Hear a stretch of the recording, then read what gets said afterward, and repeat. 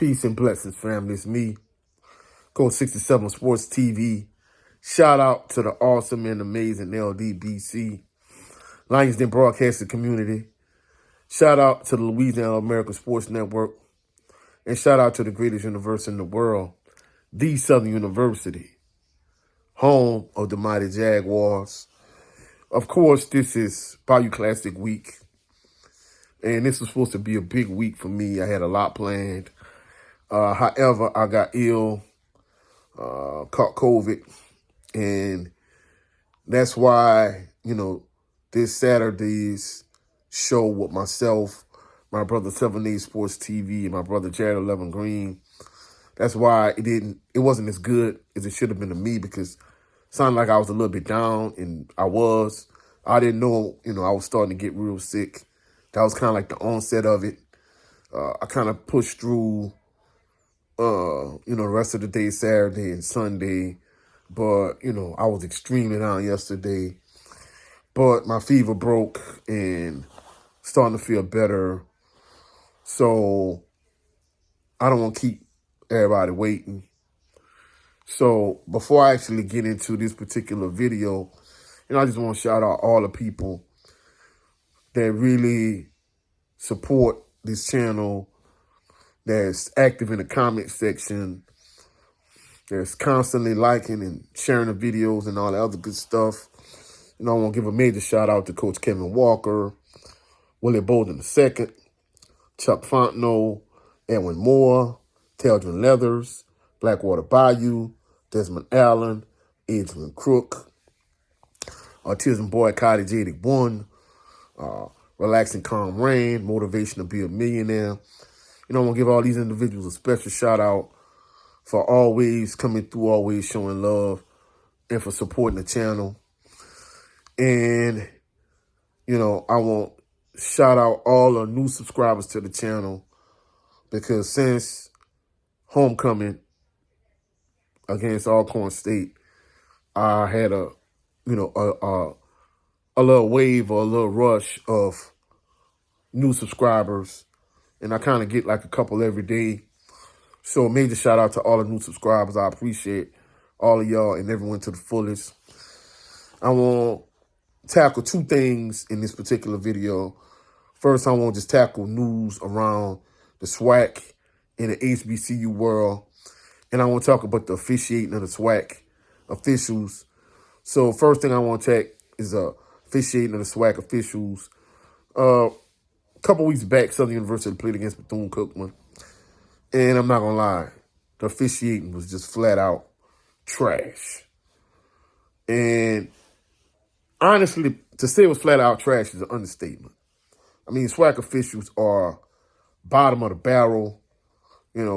Me working with the Louisiana American Sports Network, I've done a lot of commentary and play-by-play for Friday night games. And I'm not going to lie, the LHSSA, Louisiana High School Athletic Association, a lot of those officials that do games on Friday night are far better than the SWAC officials I see on Saturdays.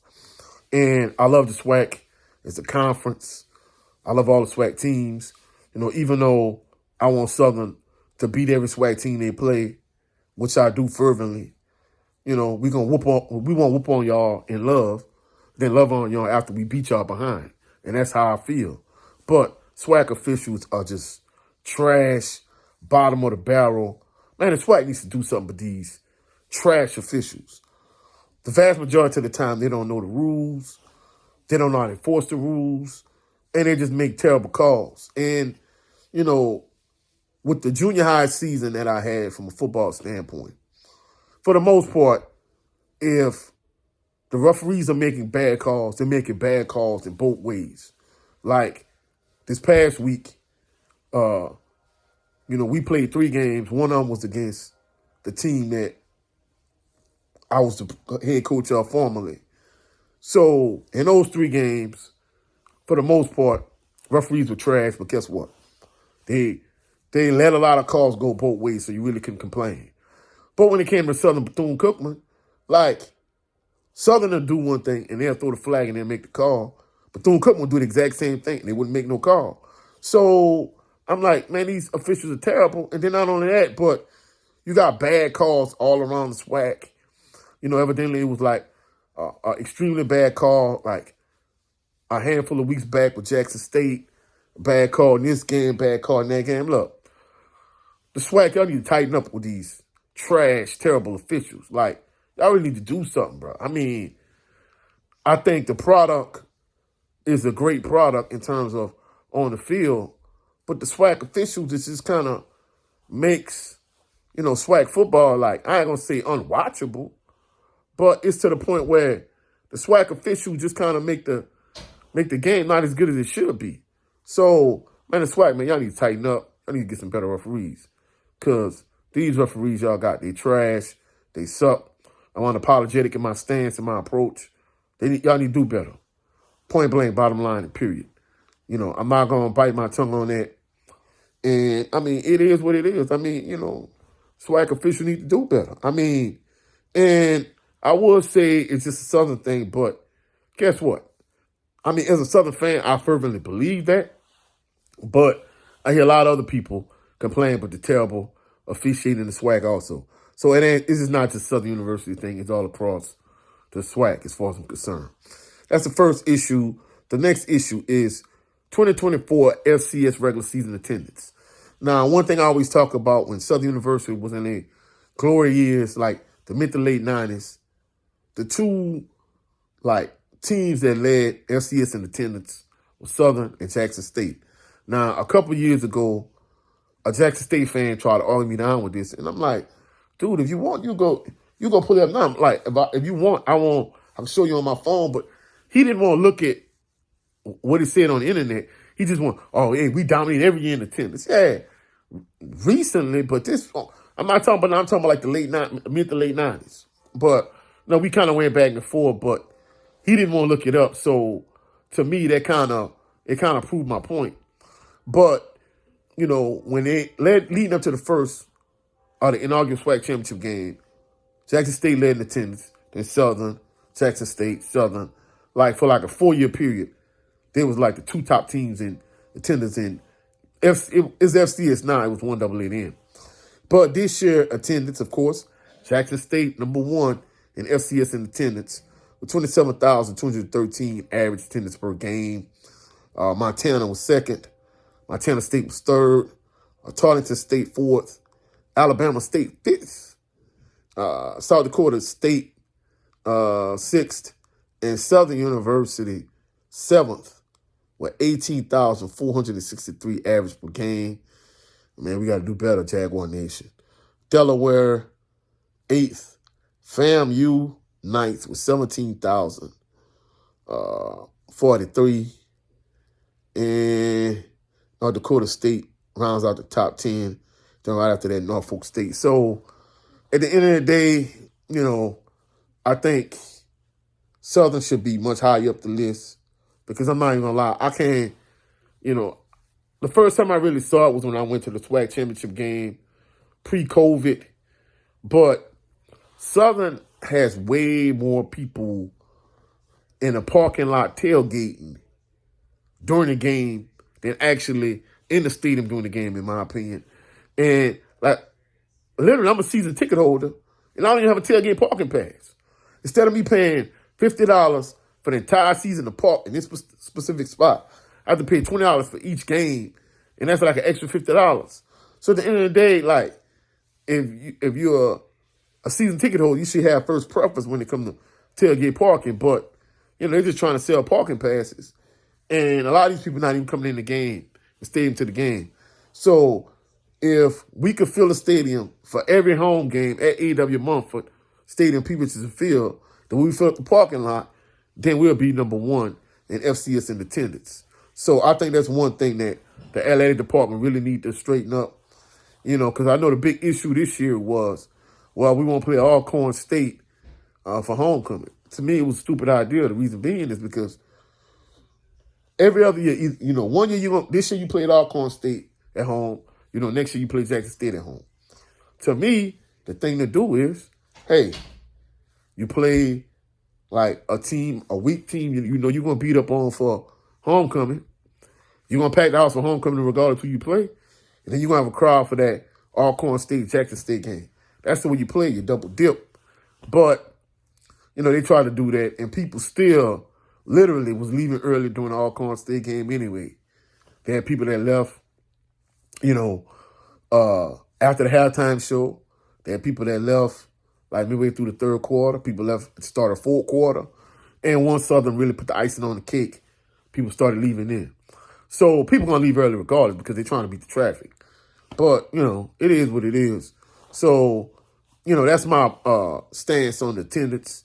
In terms of Prairie View, this is breaking news. Well, not really breaking news, but, Prairie View A&M University has announced that head coach Leonard McDowell contract will not be renewed. So, essentially, Prairie View fired him. And, I'm not even going to lie. Last year, when they came to A.W. Mumford Stadium, and when they came to A.W. Mumford to Peebles Field last year, that was Eric Dooley's last game. And I'm not even going to lie, like, a lot of the PV fans that came, and that was in attendance at that game, they literally were complaining about him during the game, like literally during the game, as Southern was beating Prairie View. Well, I'm sorry, as Prairie View was beating Southern, because Prairie View ended up winning that game. But a lot of the PV faithful, they were like literally complaining during the game itself. So I guess the issues they were having in terms of the concerns that they felt like it was time for Coach McDowell to go. Evidently, the LA department felt the same way, and they parted ways with him. Also, former Southern University head football coach, former Norfolk State head coach. After 4 years in Norfolk State, he finished with a record of 4-8. Norfolk State has parted ways with former Southern University head football coach Dawson Odoms. So Norfolk State, they decided to part ways with him. His first year there, he went 9-5. That was literally the only winning season he had. Essentially, he had like a full recruiting class to kind of turn things around. Things really hasn't gone his way. I think had they won that first game, the beginning of the year against FAMU, I think had they stuck with the running game and they won that game, I think as a team and as the athletic department, especially as a football program, I think this season would have been a lot different. But, FAMU was able to come back and win that game, and, they parted ways with Coach Dawson Odom. So, truthfully speaking, whether we talking about this Norfolk State job or whether we talking about Prairie View, let's be realistic. Southern University's tight end coach, Fred McNair, is probably going to be the front runner for both of those jobs. He's at the point now where he pretty much could pick almost any job he want. More than likely, he's probably going to end up in Prairie View. That's just my personal opinion. But hopefully y'all found value in this video. If you found any value in this video, please like the video, share the video, comment in the comment section, subscribe to the channel. Also, click the notification bell so you can be alerted anytime I post any new videos. Also, go check out my brother Jared 11 Green. Every Sunday, there's a show called the Southern Baller Show. Also, go check out my brother Brent Fox on his channel. With his show, it's just me starring Brent Fox. For all my LDBC family members, he does a 20x20 series also. Also, go check out my brother 7A Sports TV. He has 2 channels. His primary channel is 7A Sports TV. His backup channel is the LDBC General.